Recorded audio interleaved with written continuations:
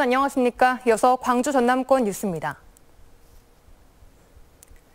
광주 전남 지역의 미세먼지 농도가 종일 매우 나쁜 상태를 보였습니다. 광주 전남에는 오늘 새벽부터 미세먼지 농도가 최대 1세제곱미터에 418 마이크로그램까지 올랐고 종일 평균 170 마이크로그램으로 매우 나쁜 수준이 유지되고 있습니다. 내일도 전 지역의 미세먼지 농도가 매우 높고 일부 지역은 일시적으로 미세먼지 경보 단계를 보일 것으로 전망됐습니다. 보건당국은 호흡기나 심혈관 질환 환자, 노약자, 어린이 등은 외출을 자제하고 야외 활동 시 마스크 착용이 필요하다고 당부했습니다. 어젯밤 11시 16분쯤 구례군 북부서쪽 13km 지점에서 규모 3.0의 지진이 발생했습니다. 다행히 피해는 발생하지 않았지만 전남 소방본부에는 지진을 감지했다는 신고가 30여 건 접수됐습니다. 이번 지진은 올해 광주 전남에서 6번째로 발생한 것으로 최근 10년 사이 해역이 아닌 전남 내륙에서 규모 3.0 이상의 지진이 발생한 것은 이번이 처음입니다. 19대 대선 투표를 사흘 앞둔 마지막 주말, 각 대선 후보 캠프들이 총력전을 펼쳤습니다.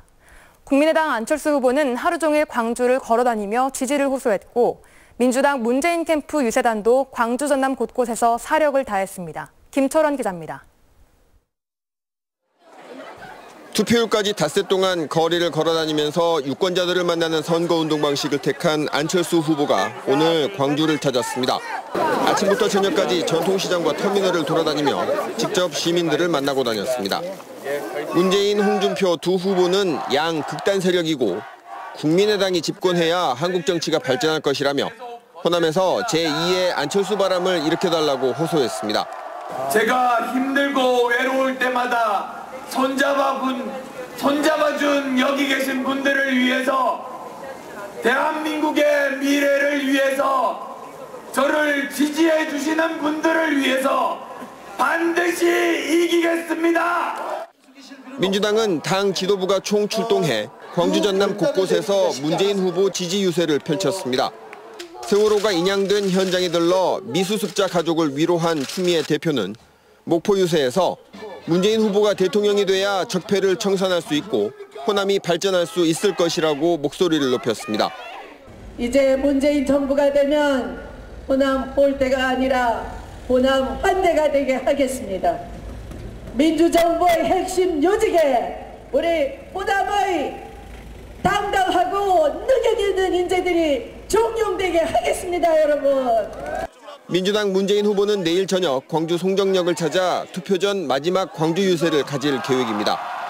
자유한국당 홍준표 캠프와 바른정당 유승민 캠프, 정의당 심상정 캠프도 광주 전남 곳곳을 누비며 차량 유세를 통해 한 표를 호소했습니다.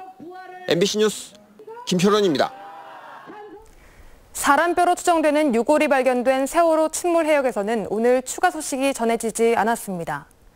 여학생들이 머물렀던 세월호 객실에 진입하기 위한 준비 작업은 계속됐습니다. 양현승 기자입니다. 오늘도 세월호 선체 내부에서 진흙과 지작물을 꺼내는 작업이 계속됐습니다. 선체에서 빼낸 진흙에서 유실물을 찾는 작업도 이어졌습니다. 4층 일부 구역은 지작물 제거가 마무리되기도 했습니다. 5층 천장을 걷어내면서 이제 단원고 여학생들이 머물던 4층 선미 객실에 닿기까지 남은 건 철판 한 장입니다. 가로 3m, 세로 2m의 구멍을 내서 4층 선미 객실로 진입할 계획인데 작업은 아직 이루어지지 않았습니다. 먼저 탐색해 본 결과 그 안에는 뻘은 별로 없습니다. 5층 전실조가 마찬가지로 내장재 위주로 많이 밑에 좀 쌓여 있고요. 오늘 세월호 선체 수색에서 141점의 유류품이 새로 수습됐고 동물뼈로 추정되는 뼈 조각 20점이 추가 발견됐습니다. 한편 어제 오전 사람뼈로 추정되는 유골 1점이 발견됐던 세월호 침몰 해역에 대한 수중 수색이 이루어졌습니다. 특별 수색구역에 대한 종방향 수색은 마쳤지만 별다른 소식은 없었고 횡방향 수색은 강한 조류로 인해 중단돼 오늘 밤 재개될 예정입니다. MBC 뉴스 양현승입니다. 세월호 선체조사위원회가 오는 12일 청해진 해운으로부터 세월호 선체의 도면을 확보할 예정입니다. 선체조사위원회는 24개 상자 분량의 세월호 도면 자료 가운데 일단 전기부 도면을 받아 전기 배선의 위치를 정확히 파악한 상태에서 천공이나 절단 작업을 할 계획입니다. 특히 조타실과 연결된 전기 배선은 훼손될 경우 선체 결함과 침몰 원인을 규명하는 데 걸림돌이 될 것으로 우려됩니다. 5월의 첫 주말, 축제 현장과 행사장에는 어김없이 수많은 인파가 몰려 황금 연휴의 분위기를 이어갔습니다. 주말 풍경 문형철 기자가 담아왔습니다. 주인을 따라 곳곳에 설치된 장애물을 거침없이 뛰어넘고 어려운 코스도 날렵한 몸놀림으로 순식간에 통과합니다. 오늘 진도에서 막을 올린 진돗개 페스티벌. 새끼 진돗개를 처음 본 아이들은 호기심에 눈을 떼지 못합니다. 진돗개 페스티벌에 오니까 진돗개도 만져보고 여러 가지 구경해보니까 좋은 것 같아요. 몸이 공중으로 떠오르는 짜릿함에 연신 환호성이 터져나옵니다. 커다란 미끄럼틀을 타는 아이들의 표정에도 즐거움이 가득합니다. 바로 옆 광장에서는 학생들이 그동안 갈고 닦은 연주와 노래 실력을 뽐내며 사흘째 진행되고 있는 거북선 축제에 열기를 더했습니다. 한 달 동안 열심히 준비했는데 무대 이렇게 나와서 다른 학교 친구들도 보고 연습한 노래를 관객들에게 보여주니까 뿌듯하고 좋은 것 같아요. 광주 5.18 민주광장에서는 거리 예술 축제인 프린지 페스티벌이 시민들을 불러 모았습니다.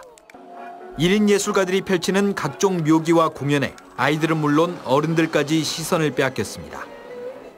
이렇게 체험할 수 있는 게 더 많고 도심에 이렇게 있으니까 오히려 아이들한테 부담도 없이 더 잘 되는 것 같아요. 반갑지 않은 미세먼지 속에서도 시민들은 곳곳에서 열린 축제 현장을 찾아 모처럼 만의 황금 연휴를 마음껏 즐겼습니다. MBC 뉴스 문형철입니다. 제1회 인도주의 실천의사상과 제3회 5월 어머니상 수상자인 여성숙 선생이 오늘 목포를 찾았습니다. 여성숙 선생이 찾은 옛 목포의원 건물은 현재 마을 공동체가 노르웨이 게스트하우스로 운영하고 있으며 여 선생은 1961년 목포의원을 열고 폐결핵 무위탁 환자들을 40여 년간 치료했습니다. 올해 100세가 된 여성숙 선생은 황해도 출신으로 50년대 전주 예수병원과 광주 기독교병원 결핵과장을 거치고 결핵 환자 자활마을인 한산촌을 운영했습니다. 국립아시아문화전당에 들어선 민주평화교류원의 콘텐츠가 전당 개관 1년 6개월 만에 처음으로 시민들에게 공개됩니다. 광주 항쟁 열흘의 시간을 기승전결 서사구조에 따라 예술 콘텐츠로 구현한 열흘간의 나비때를 12일부터 한 달간 공개할 예정입니다. 문화전당의 주요 시설 중 하나인 민주평화교류원은 옛 전남도청 본관 등 6개 건물로 구성돼 있는데 총탄 자국 훼손 논란 등으로 5월 단체가 반발하면서 개관이 늦춰져 왔습니다. 순천만 국가정원에 우리나라 고유의 차문화를 체험하는 프로그램이 앞으로 5달 동안 상설 운영됩니다. 순천시는 오늘부터 오는 10월 8일까지 매주 토요일과 일요일 국가정원 내 명원정과 일치하면서 자연, 사람, 그리고 제다 이야기라는 주제로 차 다리기와 시음 프로그램을 운영합니다. 이번 차 체험 과정은 문화재청의 제다 활성화 사업 공모에서 전국에서 유일하게 선정된 프로그램으로 차 연구 보존회에서 무료로 운영합니다. 비정규직 돌봄교사 집단 해고 철회를 요구하는 돌봄교사들이 오늘 새벽 광주시 교육청 별관 5층 옥상을 점거하고 농성에 들어갔습니다. 이들은 광주시 교육청이 초등 돌봄교사 신규 채용을 진행하는 것은 기존의 134명 교사들을 집단 해고하는 것이라며 고용 승계를 요구하고 있습니다. 전국 유자 생산량의 60%를 차지하고 있는 고흥군이 생산량 조사를 통해 유자 가격과 수급 조달에 나섭니다. 고흥군은 이번 달 말까지 담당 공무원과 생산 농민 등이 재배 현장을 방문해 생산량과 소득액 등 부문별 조사를 실시하고 조사 결과를 토대로 안정적인 유자 가격과 수급 조달을 위한 정책을 마련할 계획입니다.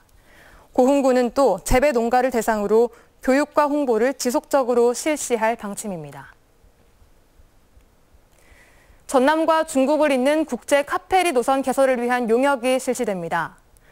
전라남도는 광양경제청 등과 함께 국제 카페리 노선 물동량 항로 수요자, 화물 유치 전략 등을 조사해 올해 연말쯤 광양에서 중국 염성, 광양에서 중국 청도를 잇는 노선 개설을 추진할 계획입니다. 전라남도는 이달 안에 용역 수행자를 선정한 뒤 11월까지 용역 조사를 완료할 예정입니다. 폐막을 하루 앞둔 2017 완도 국제해조류 박람회의 누적 관람객이 90만 명을 넘어섰습니다. 완도 국제해조류 박람회 조직위원회는 이달 들어 징검다리 휴일이 이어지면서 하루 평균 3만 8천여 명씩 방문해 누적 관람객이 90만 명을 돌파했다고 밝혔습니다. 이는 당초 목표였던 60만 명을 30만 명 이상 웃도는 규모입니다.